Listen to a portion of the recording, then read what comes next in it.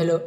इस वीडियो में हम प्रोबेबिलिटी में total possible outcomes different scenarios में कैसे क्या निकलेंगे वो देखेंगे। तो प्रोबेबिलिटी का जो फॉर्मूला होता है वो होता है फेवरेबल आउटकम्स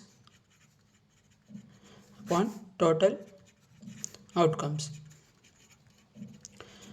तो इस वीडियो में हम total possible outcome different scenarios में जैसे डाइस में और कॉइन में क्या होते हैं वो देखेंगे जब इन्हें मल्टीपल टाइम्स हम थ्रो करते हैं या वैसे करते हैं। तो जैसे डाइस में हमारे पास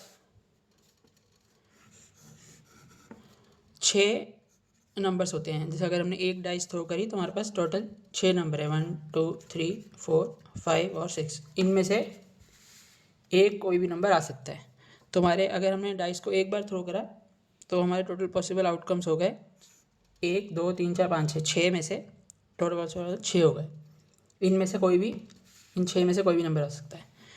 अगर हमने डाइस को 2 बार थ्रो करा तो हमारे टोटल पॉसिबल आउटकम्स हो जाएंगे 6 जो हमारा एक में हुआ था इंटू 6 इक्वल टू 36। और वो कौन कौन से होंगे, ऐसे होंगे जैसे एक आ सकता है एक डाइस में और दूसरी में भी एक आ सकता है। फिर 1 2 1 3 1 4 1 5 1 6, फिर 2 1 2 2 2 3 2 4 2 5 2 6। तो ऐसे हमारे जैसे ये 6 हैं, ये भी 6 हैं, ऐसे हमारे 6 बन जाएंगे आखिरी तक। 6 1 6 2 6 3 6 4 6 5 और 6 6।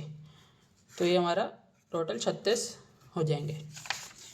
तो हम डायरेक्टली मल्टीप्लाई कर सकते हैं जितनी हमारी एक में आउटकम्स थे इंटू अगर हमने 2 बार करा। वैसे ही हम अगर हमने डाइस को अगर हमने 3 बार डाइस को ऐसे किया तो एक में हमारी जो आउटकम्स थे 6 इंटू 6 इंटू 6 तो 216। ऐसे कितनी बार भी करेंगे उसमें ही आएगा। और सिमिलरली कॉइन को जब हम उछालते हैं तो हमारे एक बार जो आउटकम्स होते हैं, अगर एक कॉइन को उछाला तो 2 होते हैं, हेड्स और टेल्स। तो हमारे ये 2 आउटकम्स होते हैं।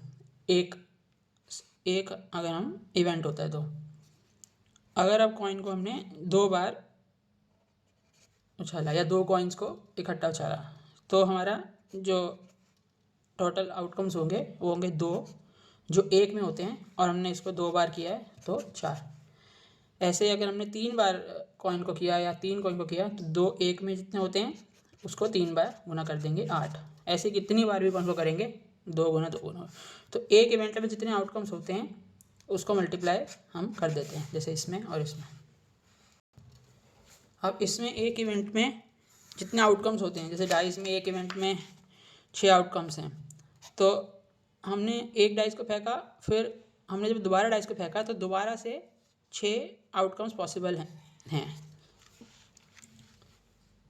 हमारे पास दोबारा से 1 2 3 4 5 6 नंबर हैं। जब हम 2 डाइस को फेंकते हैं तो पहली डाइस में भी 1 से लेकर 6 तक हमारे नंबर हैं और दूसरी डाइस में भी 1 से लेकर 6 तक नंबर हैं। अगर हमारे पास जैसे 1 2 3 4 5 और 6 ऐसे नंबर हैं, हमने एक नंबर को सिलेक्ट किया, जैसे कोई भी नंबर हो गया 2, फिर उसके बाद हमने एक और नंबर को सिलेक्ट किया।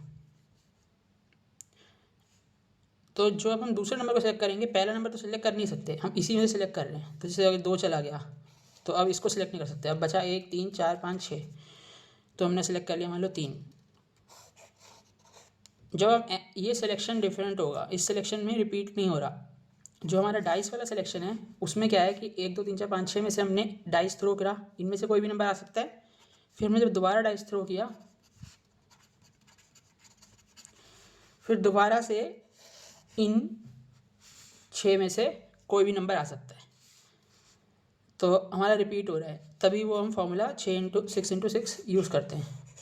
अगर हमने इस सेट में से सेलेक्ट किया एक नंबर उसके बाद इसी सेट में से दोबारा सेलेक्ट किया, जैसे अगर 2 सेलेक्ट कर लिया, उसके बाद 1 3 4 5 6 में से एक नंबर सेलेक्ट करेंगे तो वहाँ 3 सेलेक्ट कोई भी सिलेक्ट कर सकते हैं, तो हमारे पास सिर्फ 5 ही नंबर हैं, तो हमारा फॉर्मूला ये नहीं रहेगा 6 × 6, ये चेंज हो जाएगा फिर, क्योंकि इसमें हमारे पास तो जो दूसरे केस में जैसे अगर हम डाइस थ्रो कर रहे हैं तो पहले केस में तो हमारे पास 1 में से 6 कोई भी आ जाएगा, लेकिन दूसरे केस में जब हम डाइस थ्रो करेंगे तो हमारे पास जो पहला नंबर आ गया, जैसे मान लो 3 आ गया, अब हमारे पास दोबारा डाइस थ्रो करी तो 1 2 4 5 और 6 में से एक आएगा, तो हमारा सीन चेंज हो जाएगा इसमें।